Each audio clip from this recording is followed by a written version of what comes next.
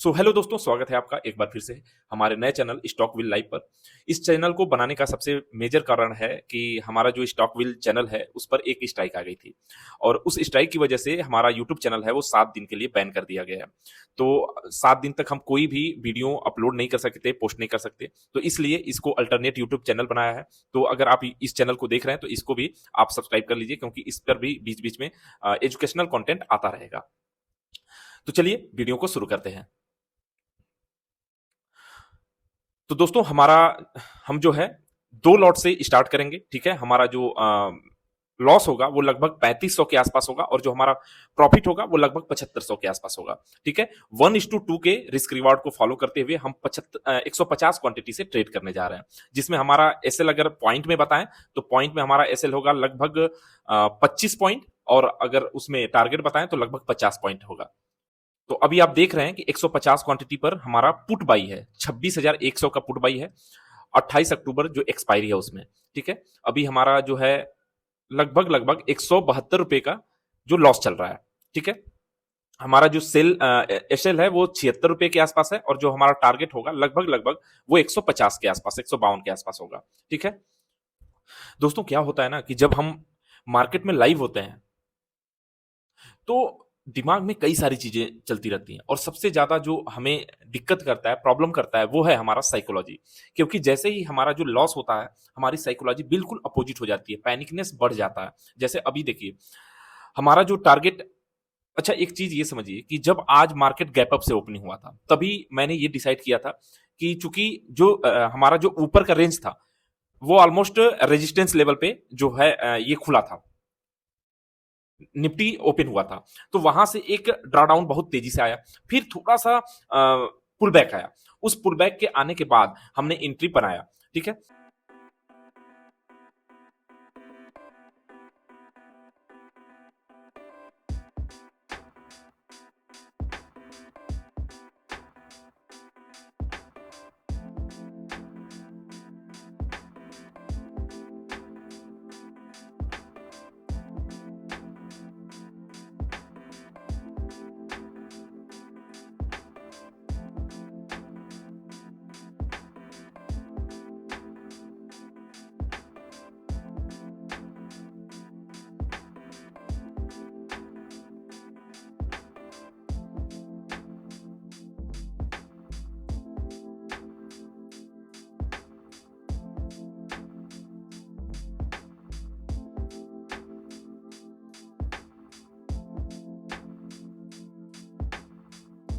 तो दोस्तों अभी हमारा जो प्रॉफिट है वो लगभग लगभग 3,000 के आसपास है। और एक चीज आप समझो कि अभी जो हमारा जो पीसीआर है वो लगभग 1.18 के आसपास है, और आप ये कहोगे कि इतना पीसीआर होने के बावजूद आपने पुट साइड में एंट्री क्यों ली। तो देखो सिंपल सा रीजन होता है।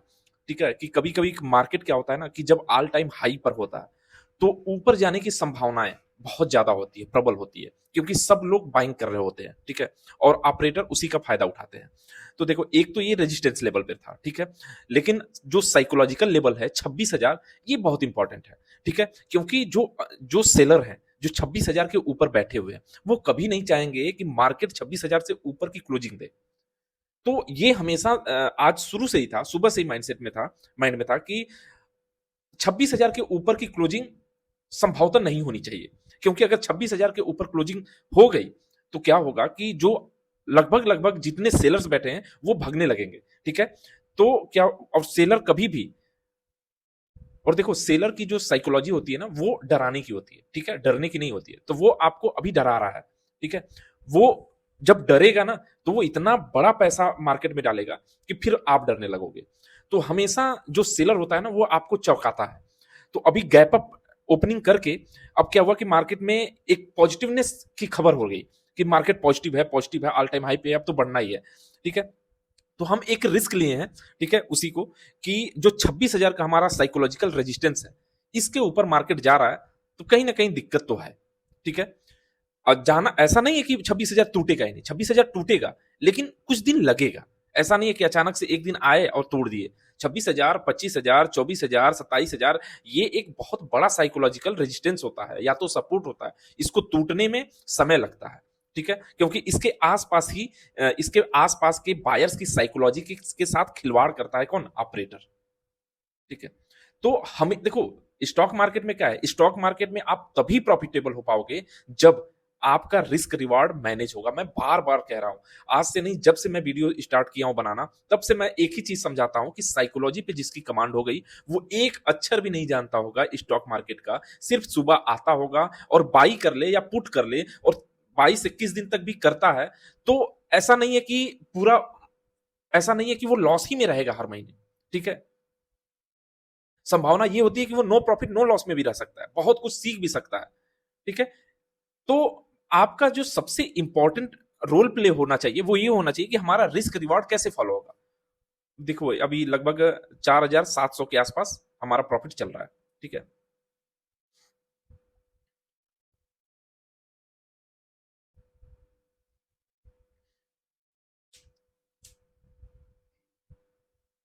पता है सिस्टम में जो हमारा जो मेक मनी और टारगेट वाला जो रुपीज में वो होता है, वो हो नहीं रहा है, इसलिए हम एसएल को मैं आज सोचा था कि इसमें सिस्टम में लगाऊं, और लगाया भी है, लेकिन टारगेट नहीं हो पा रहा है। तो अगर उसको इनेबल करने के बाद वो हो जाएगा, टारगेट और एसएल दोनों काम करने लगेगा, फिर मजा आएगा, क्योंकि फिर ऑटोमेटिक मोड पे चला जाएगा। ठीक है, और देखो ना कि सिर्फ कितने से हम ट्रेडिंग कर रहे हैं, लगभग लगभग 20 से 22 हजार रुपए से ट्रेडिंग कर रहे हैं, और उससे अगर आपका ठीक ठाक प्रॉफिट हो जा रहा है तो क्या दिक्कत है? आज प्रॉफिट हो रहा है, कल लॉस हो जाएगा, परसों लॉस हो जाएगा, तो कोई नहीं, रिस्क रिवॉर्ड फॉलो करते जाओगे तो संभावना ये रहती है कि प्रॉफिट में ही एंड हो। ठीक है, लॉस भी होता है तो बड़ा लॉस नहीं होता है, अगर आपके थॉट प्रोसेस अगर सही है तो।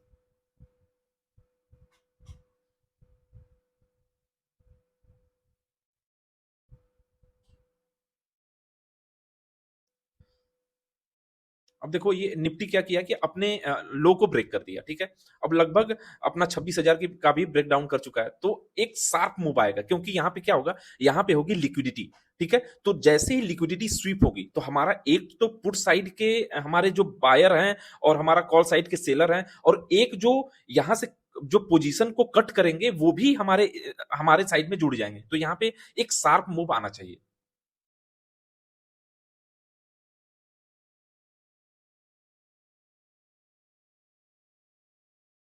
देखो लगभग लगभग हमारा जो टारगेट है वो हिट होने वाला है, जैसे हिट होगा हम क्या करेंगे, पोजीशन को कट कर देंगे।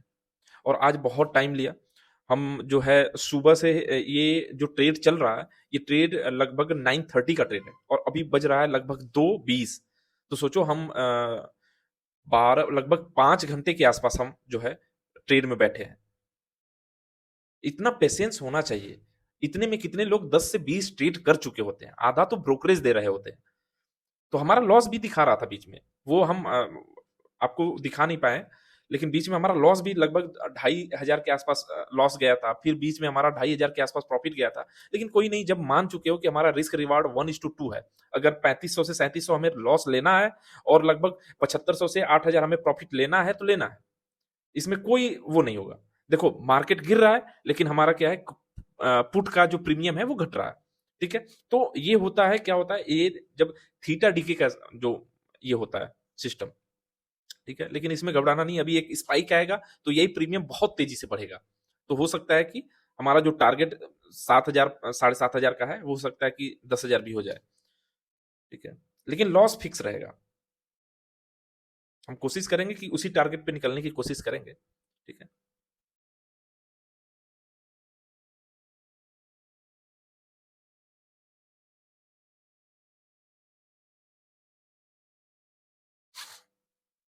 देखो लगभग 6,000 से 5,000 पर आ गया।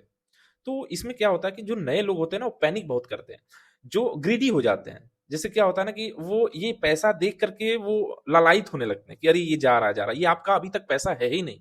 5,000 जो दिख रहा है ये मेरा पैसा है ही नहीं, ये तो अभी ब्रोकर का पैसा है, इसको जैसे मैं एग्जिट करूंगा तब मेरा पैसा होगा। ठीक है, तो जब रनिंग हो, प्रॉफिट या लॉस रनिंग में हो, तो वो ना तो आपका लॉस है, ना वो आपका प्रॉफिट है। ठीक है, तो ये माइंड से आप पहले निकाल दो कि आप जो है जब ट्रेड चल रहा हो तो आप अपना लॉस और अपना प्रॉफिट मान के चलो। आप ये देखो कि हमारा जो टारगेट क्या है और हमारा एसएल क्या है। देखो, हमेशा प्रोसेस में बिलीव करो, रिजल्ट तो प्रोसेस के हिसाब से आएगा, जो आपके प्रोसेस में एग्जीक्यूशन होगा उस हिसाब से रिजल्ट आएगा। तो जो प्रोसेस ओरिएंटेड थिंकिंग जिसकी होगी वो प्रॉफिटेबल होगा, और जो जो सिर्फ रिजल्ट पे बिलीव करेगा उसका नहीं बता सकते। ठीक है, तो हमेशा किसी को देख लो, वो प्रोसेस की बात करता है ना कि फाइनल रिजल्ट की बात करता है। ठीक है, तो अभी देखो इतना प्रॉफिट से आ गया, 5,300 के आसपास आ गया, तो ये चलता रहता है। पूरे दिन बैठ के वेट किए हैं।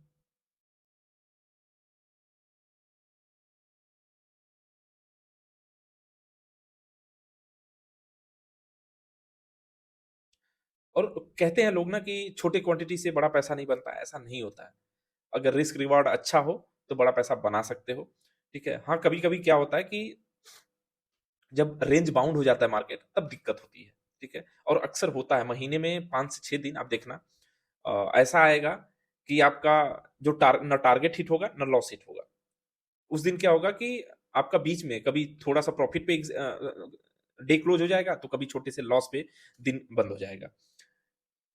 तो ये सारी चीजें आपको देखने को मिली। देखो अभी 6,330 के आसपास चल रहा है, और मुझे लगता है कि हो जाना चाहिए अभी।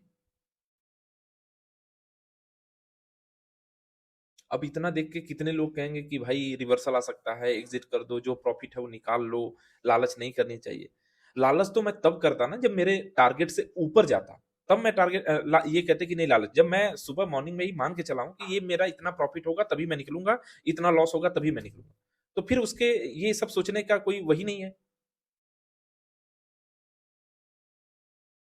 कल कुछ लोग पिछले वीडियो पे बोल रहे हैं कि आपका एसएल हिट हो गया, फिर भी आप बने रहे, होप में बने रहे, टारगेट आपका जो है सिस्टम में एसएल लगाओ। भाई देखो, जो रिस्क मैनेजमेंट होता है ना, वो रिस्क मैनेजमेंट करने के लिए आपको स्टार्टिंग में आपको आपको जो होता है सिस्टम में ही करना पड़ता है। लेकिन जब धीरे धीरे दिन बीतता है, आपकी साइकोलॉजी स्ट्रांग होती है, तो चीजें अपने आप माउस जो है ना वो काम करने लगता है, जैसे ही आपका वो क्लिक होने लगता है। जब साइकोलॉजी स्टार्टिंग में गड़बड़ होती है तब ये सब चीजें करने के लिए सही रहती हैं। अभी मैं आपको एसएल सिस्टम में भी लगा के दिखाऊंगा, जैसे आज लगाया हूँ। ठीक है, और टारगेट भी लगा के दिखाऊंगा। तो अपना अपना स्ट्रेटजी होता है, किसको किस तरह से सूट करता है। देखो लास्ट क्या है, कंक्लूजन यही है कि हमें चाहिए प्रॉफिट। ठीक है, और प्रॉफिट के लिए आप जैसे भी कल बल छल जैसे भी आप कर सकते हो करो, लेकिन हाँ एक चीज मत करना, ओवर ट्रेडिंग। ओवर ट्रेडिंग ये कोई कल बल छल नहीं है, ये है बेवकूफी, और जो कि 99% ट्रेडर्स करते हैं, ओवर ट्रेडिंग। अब यहाँ पे सोचो कि ऐसा नहीं लग रहा है कि जैसे निफ्टी जो है सपोर्ट ले रहा है, छोटी छोटी कैंडल्स बना रहा है।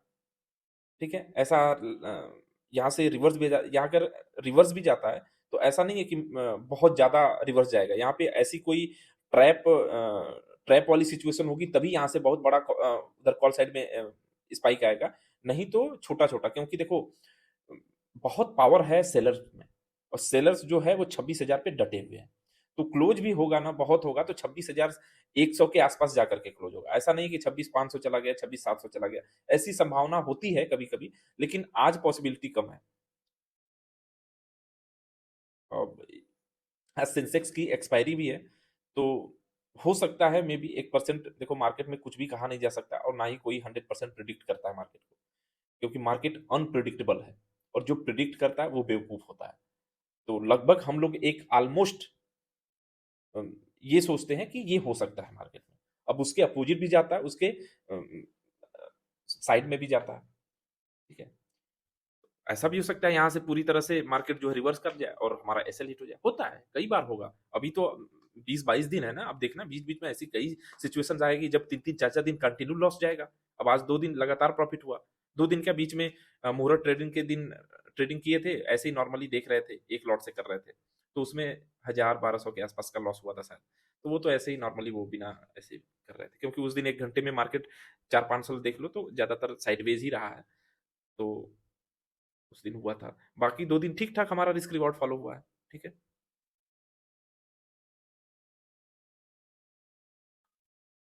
निफ्टी क्या है ना, देखो निफ्टी में ट्रेड करने का सबसे सिंपल सा सिस्टम ये है कि निफ्टी का जो वॉल्यूम होता है ना वो बहुत ज्यादा होता है। लिक्विडिटी बहुत होती है और इसको मैनिपुलेट करना ना लगभग लगभग इम्पॉसिबल है। तो इसलिए निफ्टी और निफ्टी को इतने दिन से देखो, निफ्टी से पहले मैं बैंक निफ्टी में ट्रेड करता था और बैंक निफ्टी मेरा फेवरेट हुआ करता था, लेकिन मंथली एक्सपायरी कर देने की वजह से अब उसमें ट्रेड नहीं करते हैं, क्योंकि उतना जैसे पहले क्या होता था, मूवमेंट उसमें गजब की आती थी। तो अब वो मूवमेंट उतनी बची नहीं, क्योंकि उसमें क्या हुआ, वैल्यूम हो गया कम। तो निफ्टी में मजा आ रहा है, और सेंसेक्स में नहीं करने का कारण ये है कि सेंसेक्स में अभी जो है ना प्रीमियम का सेटलमेंट उस हिसाब से नहीं होता है। पता नहीं क्या कर रहे हैं सब बॉम्बे स्टॉक एक्सचेंज वाले। तो इसको सही करना चाहिए, लेकिन वो सिस्टम में वो कर नहीं रहे हैं। ठीक है, तो इसलिए निफ्टी जो है बहुत, जैसे क्या होता है ना, कंफर्ट हो गया है। जैसे आप कोई देखो, आप कोई चीज रेगुलर करते हो तो आपको हर चीज उसकी आंख बंद करके आपके सबकॉन्शियस माइंड में ऐड हो जाती है, वो चीजें होती रहती हैं। आप नहीं करते हो तब भी, जैसे मान लो आप बाइक चलाते हो, तो बाइक चलाते इतनी हैबिट हो जाती है, जिस बाइक से डेली आप अप डाउन करते हो। तो अभी देखो हमारा जो है टारगेट हिट होने वाला है, और ये हो गया टारगेट हिट हमारा। ठीक है, ये रिजेक्ट दे दिया। अच्छा, एसएल पहले हटाना पड़ेगा, एसएल हमको हटाना पड़ेगा, तब जा करके ये एग्जिट होगा।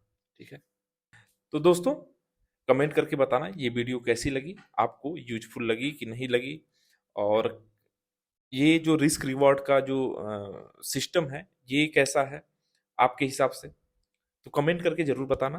फिर मिलते हैं नेक्स्ट वीडियो में। धन्यवाद।